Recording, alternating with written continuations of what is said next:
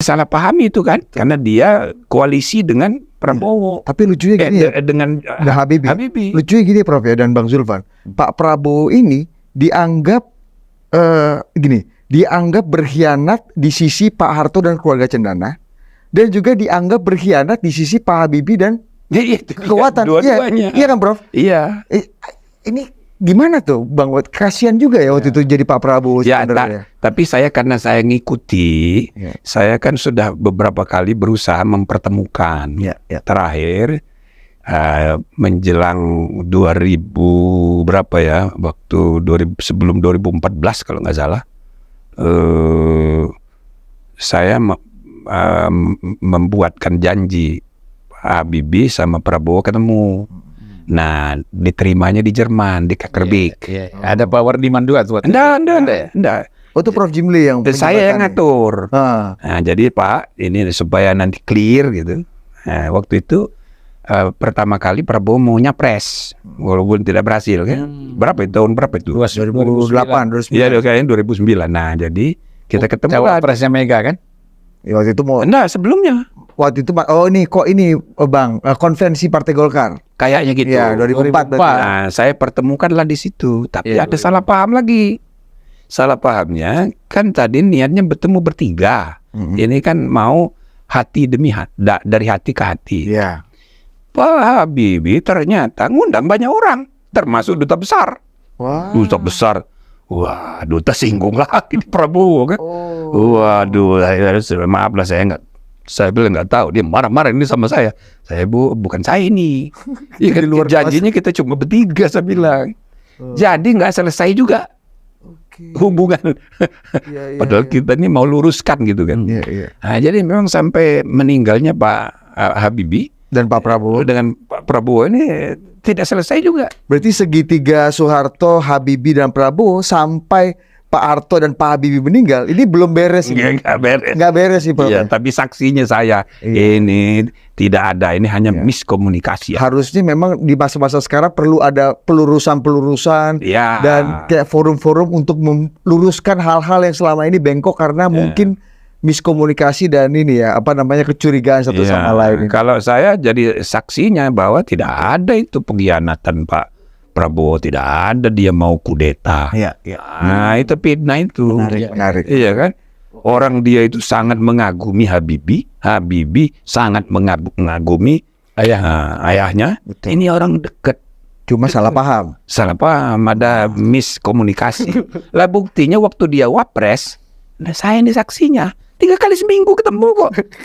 Lebih sering ketemu Pak Habibie dibanding Pak Harto di Cendana atau di Bina Geraha. Kan masalahnya banyak sekali, kompleks, di mana-mana ada demo. Jadi sering sekali ketemu.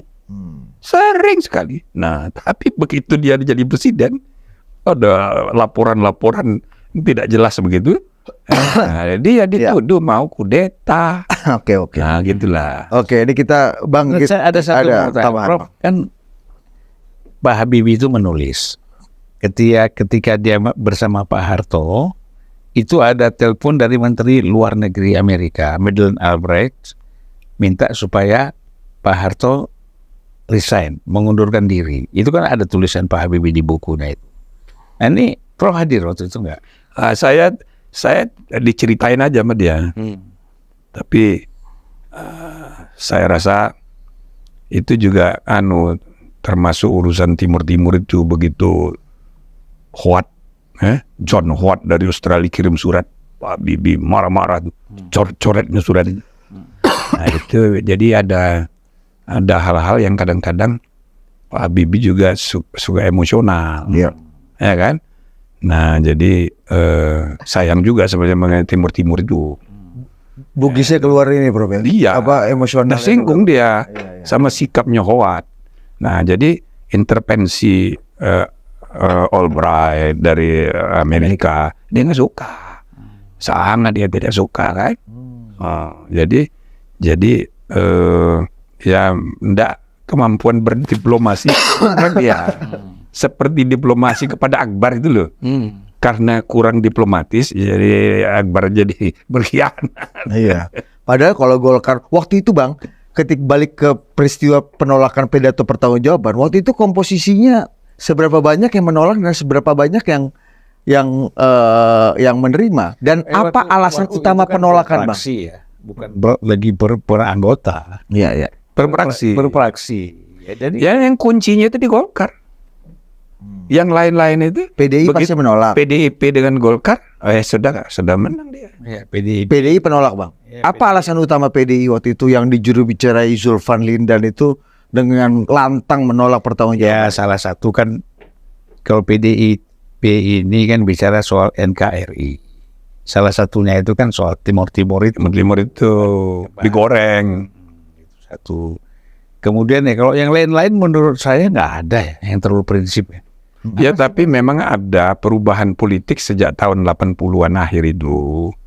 Kan Pak Harto ini agak mendekat ke Islam. Kan begitu. Betul.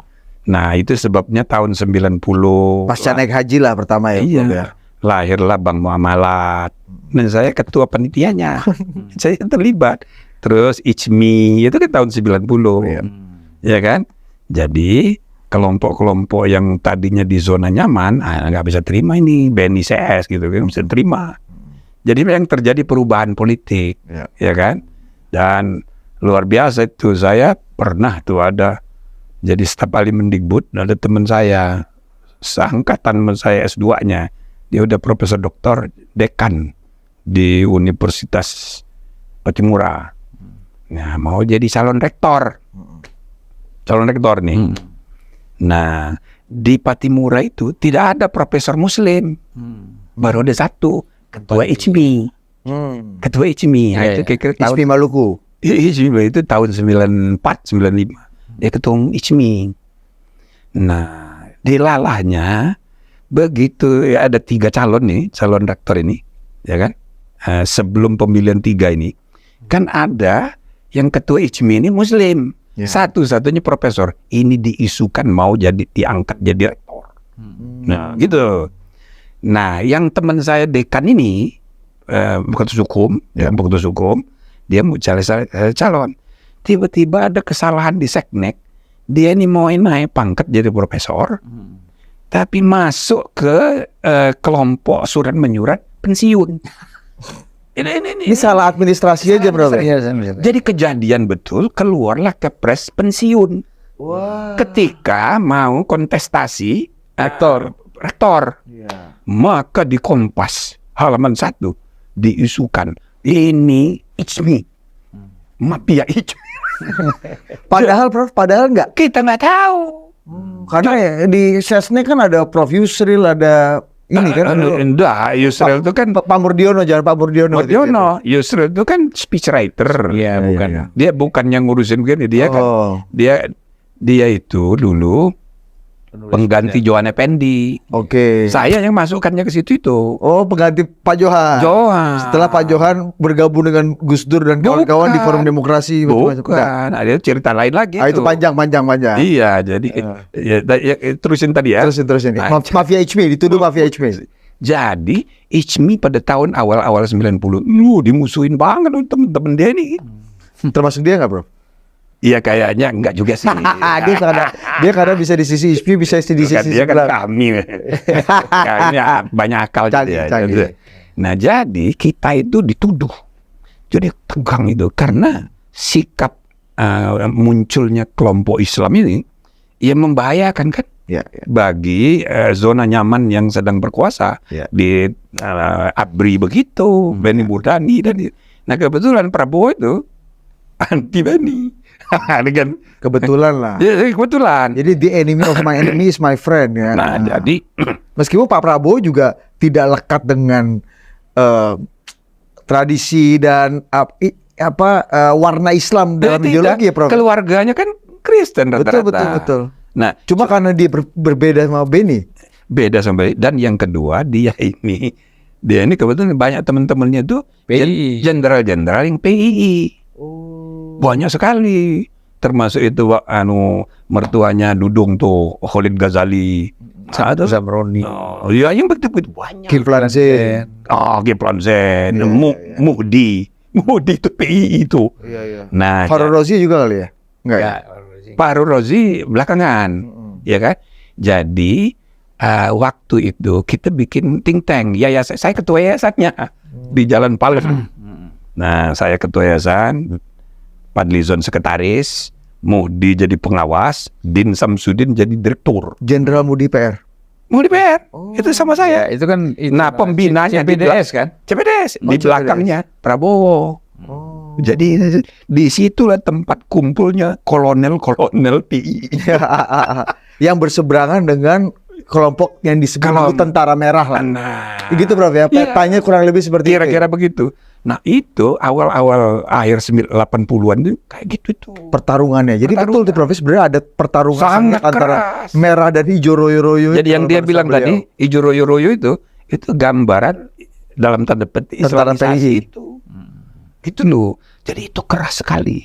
Nah, itu tercerminlah di dalam perubahan sikapnya Pak Harto. Oke. Karena Pak Harto pun itu sudah mulai nggak percaya sama Benny kan. Iya. Nah, Dan tentara-tentara yang berafiliasi atau punya ideologi PII atau ber-PII ini itu merasa ini waktunya untuk bersuara dan berhimpun. Dan ini tentara-tentara anti komunis semua. Iya. Pejuang-pejuang kan. Dan Prabowo itu memang teman dekatnya itu banyak tokoh-tokoh Masumi. Jadi Kapi dulu kan? Waktu 66 itu kan dia Kapi kan? Jadi dia ini sebagai keluarga begini, keluarga PSI itu dan secara psikologis punya nasib yang sama dengan tokoh-tokoh Masumi. Dibubarin oleh Soekarno. Jadi tokoh-tokoh itu pergaulannya itu dekat. Dan ini para cendekiawan orang pintar semua. Orang pintar sama berontak pula di BRI Permestari. Nah, jadi ini orang cocok jadi barang ini cepet nyambungnya gitu Prof ya. Maka kalau Prabowo itu dekat dengan tokoh-tokoh aktivis Muslim, ada latar belakang historisnya. Gitulah kira-kira. Substratnya sama lah, mirip lah. Sedangkan Pak Harto sedang mulai bergeser, semakin tua makin. Nah, orang Jawa ini kan makin tua makin rajin sholat dia. Betul. Sama kayak tadi Prof Jim bilang kan, yang muda baca buku romansa, itu tua baca buku doa. Jadi dia udah makin banyak baca buku doa. Deket lah. Nah, jadi perubahan politiknya itu kelihatan. Dan saya di MUI ikut mendirikan ICMI, itu kan terlibat aktif sekali. Jadi bisa memahami, dan bahkan saya dengan Prabowo bikin think tank, gitu kan. Jadi kalau ada masukan lewat Prabowo.